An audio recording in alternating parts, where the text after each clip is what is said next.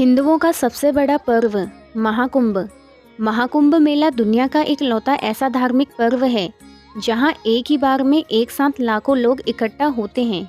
और इस साल 2025 में करोड़ों की संख्या में लोग महाकुंभ में शामिल हुए हैं। कहा जाता है कि इस साल का महाकुंभ 144 साल बाद आया है। तो क्या खास है इस साल के महाकुंभ में जो 144 साल के कुंभ मेले में नहीं था? कैसे हुई महाकुंभ की शुरुआत? क्यों मनाया जाता है महाकुंभ का मेला? कहते हैं महाकुंभ का दृश्य अंतरिक्ष से भी दिखाई देता है। यहाँ तक कि इसे यूनेस्को ने भी वर्ल्ड हेरिटेज साइट करार किया है। तो आप सभी का मेरे चैनल श्री लक्ष्मी में स्वागत है, जहाँ आज हम महाकुंभ से जुड़ी उन हर बातों को जानेंगे जो सभी हिंदुओं को पता होनी चाहिए। महाकुंभ का कुंभ शब्द जिसका मतलब है घड़ा। तो क्या महाकुंभ का मतलब केवल पानी से भरा एक घड़ा है? जी नहीं। अगर आपने समुद्र मंथन के बारे में सुना है तो आप यह भी जानते होंगे कि समुद्र मंथन के दौरान जब अमृत निकला था तो उसकी कुछ बूंदें पृथ्वी की 4 जगहों पे गिरी थी, जो कि हरिद्वार, उज्जैन, प्रयागराज और नासिक हैं। यदि हम इसे धार्मिक रूप से देखें तो महाकुंभ का अर्थ अमृत से भरा विशाल घड़ा है। महाकुंभ न सिर्फ लाखों की संख्या में इकट्ठा हुए लोगों का मेला है, बल्कि यह सभी हिंदुओं की आस्था है, जिसे धूमधाम से मनाने के लिए 4 पवित्र स्थल प्रयागराज, हरिद्वार, उज्जैन और नासिक में आयोजन किया जाता है।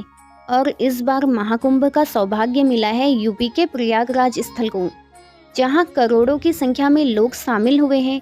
देश विदेश से लोग सिर्फ यहाँ स्नान करने आए हैं, क्योंकि इसके पीछे मान्यता है कि महाकुंभ में स्नान करने से सारे पाप नष्ट होकर मोक्ष मिलता है, साथ ही मन की इच्छाएं पूरी होती हैं। लेकिन सवाल यह बनता है कि महाकुंभ का मेला 144 साल बाद साल 2025 में ही क्यों हो रहा है और कैसे इसकी शुरुआत हुई? दोस्तों, इसके पीछे एक दिलचस्प और पौराणिक कथा बताई जाती है। कहते हैं एक बार ऋषि दुर्वासा देवताओं से मिलने के लिए देवलोक गए, जहां उनकी मुलाकात देवराज इंद्र से हुई, जो अपने दिव्य वाहन ऐरावत हाथी पे बैठे थे। उन्हें देख ऋषि दुर्वासा बहुत प्रसन्न हुए। उन्होंने अपने गले से एक फूलों की माला निकाल देवराज को पहना दी, लेकिन अहंकार में डूबे देवराज ने वह माला निकालकर अपने हाथी ऐरावत की सूंड पे रख दी। घमंड में डूबे देवराज इस बात से अनजान थे कि उन्होंने कितनी बड़ी गलती की है, क्योंकि ऐरावत जो कि एक जानवर है, उसे कहाँ पता था कि ऋषि दुर्वासा कौन है। उसने उस माला को सूंड से पकड़कर नीचे फेंक दिया और अपने पैरों से कुचल दिया। जब ऋषि दुर्वासा ने ये सब देखा तो उन्हें अपमान महसूस हुआ। अपमानित हुए ऋषि दुर्वासा ने गुस्से में देवराज को श्राप दिया, तुम देवताओं को अपनी शक्तियों पे अहंकार हो गया है।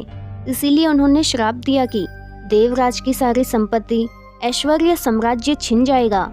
ऋषि दुर्वासा का ऐसा श्राप सुन देवराज भयभीत हुए, लेकिन श्राप के चलते सभी देवताओं की शक्तियां कम होने लगी और इस समय राक्षसों ने देवताओं पे आक्रमण कर दिया, जिसके फलस्वरूप उन्होंने देवलोक पे अपना अधिकार कर लिया। अपनी ऐसी दशा देख सभी देवता ब्रह्मा जी के पास गए और उन्हें सारी कहानी बताई, लेकिन उनके पास इसका कोई समाधान नहीं मिला। तब सभी देवता श्री हरि विष्णु के पास पहुँचे, जहाँ उन्होंने ऋषि दुर्वासा का दिया श्राप और राक्षसों के आक्रमण की जानकारी दी। तब विष्णु जी ने देवताओं को एक उपाय बताया और कहा कि आप सभी देवता और राक्षस मिलकर सागर का मंथन करें, और इससे जब अमृत निकलेगा उसे पीकर आप सभी शक्तिशाली हो जाएंगे, साथ ही अमर भी हो जाएंगे। जब देवताओं ने राक्षसों को मंथन के बारे में बताया तो वे भी अमृत का लालच कर मंथन के लिए मान गए। विष्णु जी की आज्ञा से मंथन के लिए मंदार पर्वत को मथनी बनाकर उस पर वासुकी नाग को लपेटा गया, जिसका उपयोग रस्सी के रूप में किया गया। इस प्रकार मंथन शुरू हुआ। देवता और राक्षस वासुकी नाग के दोनों हिस्सों को पकड़कर एक साथ मंथन करने लगे। परिणाम स्वरूप कुछ समय बाद ही समुद्र से रत्न निकलने लगे, जिसमें से एक हलाहल विष था, जिसके प्रभाव से संपूर्ण सृष्टि का विनाश हो सकता था। सृष्टि को बचाने के लिए महादेव ने उस विष को अपने कंठ में धारण किया। विष के प्रभाव से उनका कंठ नीला पड़ गया। तब से ही महादेव को नीलकंठ कहा जाने लगा।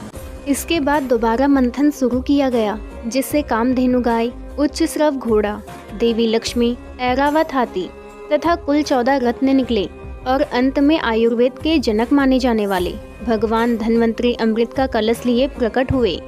राक्षसों ने जब अमृत के कुंभ को देखा तो उन्होंने उसे छीनकर भागना चाहा। इसे लेकर देवता और राक्षसों के बीच 12 दिन तक युद्ध चला। युद्ध में मौका पाते ही देवराज के पुत्र जयंत उस कुंभ को लेकर भागने लगे। कहते हैं भागते समय अमृत की कुछ बूंदें धरती की 4 जगहों पे गिर गई थी, जो कि प्रयागराज, हरिद्वार, उज्जैन और नासिक की नदियां हैं। तब से ही इन स्थानों को और भी पवित्र माना जाने लगा और इसके बाद से ही इन 4 जगहों पे कुंभ मेले का आयोजन किया जाने लगा। तो ये है कुंभ मेले की उत्पत्ति की कहानी। अब हम जानेंगे कि कुंभ हर 12 साल में ही क्यों आता है। इसे जानने के लिए हमें फिर से पीछे चलना होगा। अमृत के लिए देवता और राक्षस दोनों के ही बीच युद्ध हो रहा था। दोनों ही पक्ष इसे किसी भी हाल में पाना चाहते थे। इस वजह से दोनों के बीच 12 दिन तक युद्ध चला। हमारे धार्मिक पुस्तकों में बताया गया है कि देवताओं का एक दिन हमारे एक साल के बराबर होता है और यही वजह है कि हर 12 साल के बाद कुंभ मेले का आयोजन किया जाता है। माना जाता है कि हर 12 साल बाद वह खास समय आता है जब प्रयागराज में त्रिवेणी संगम, हरिद्वार में गंगा नदी, उज्जैन में शिल्प नदी और नासिक में गोदावरी नदी के किनारे अमृत रूपी शक्तियाँ जागृत होती हैं। यही वजह है कि इस समय यहाँ देश विदेश से लोग स्नान करने आते हैं, जिससे उनके सारे पापों का नाश हो, मोक्ष मिले। अगर आप हिंदू हैं तो आपको यह बात पता होगी कि कुंभ के 4 रूप होते हैं: कुंभ, अर्ध कुंभ, पूर्ण कुंभ और महाकुंभ। कुंभ मेला हर 12 साल बाद हरिद्वार, नासिक, प्रयागराज और उज्जैन में आयोजित होता है। बारी बारी से इन 4 जगहों पे इसका आयोजन किया जाता है। अर्ध कुंभ का मेला हर 6 साल बाद आयोजित होता है, जिसका आयोजन केवल प्रयागराज और हरिद्वार में ही होता है। 6 साल में आयोजित होने के कारण इसे अर्ध कुंभ कहा जाता है। वहीं बात करें पूर्ण कुंभ की, जो हर 12 साल बाद प्रयागराज के संगम तट पे आयोजित होता है। अब अंत में आता है महाकुंभ मेला, जो हर 12वें कुंभ पर आयोजित किया जाता है। यानी हर 12 साल बाद आने वाले कुंभ के जब 12 आयोजन पूरे हो जाते हैं, तब 144 साल बाद आने वाला कुंभ महाकुंभ कहलाता है। महाकुंभ का आयोजन केवल प्रयागराज में ही होता है। इस साल भी 13 जनवरी से त्रिवेणी संगम पर महाकुंभ का मेला आयोजन हो रहा है, जो कि पूरे 144 साल बाद आयोजित हुआ है। महाकुंभ का यह पर्व पूरे 45 दिन तक चलेगा, जो 26 जनवरी को महाशिवरात्रि के दिन समाप्त होगा। लेकिन सवाल यह बनता है कि महाकुंभ का आयोजन केवल प्रयागराज में ही क्यों होता है? इसके पीछे कई मान्यताएं हैं। प्रयागराज को धार्मिक रूप से काफ़ी महत्वपूर्ण माना जाता है, जहां पर भारत की 3 पवित्र नदियां गंगा, जमुना, सरस्वती का संगम होता है, जिसे त्रिवेणी संगम कहा जाता है। साथ ही यह भी मान्यता है कि यह कलयुग के समय को दर्शाता है। इसीलिए मान्यता है कि जो भी व्यक्ति महाकुंभ में स्नान करते हैं, उनके सारे पाप नष्ट हो जाते हैं, उन्हें जीवन मरण के बंधन से मुक्ति मिल मोक्ष मिलता है। लेकिन महाकुंभ केवल एक धार्मिक आयोजन ही नहीं, बल्कि ये हमारी संस्कृति, आस्था व एकता का प्रतीक है।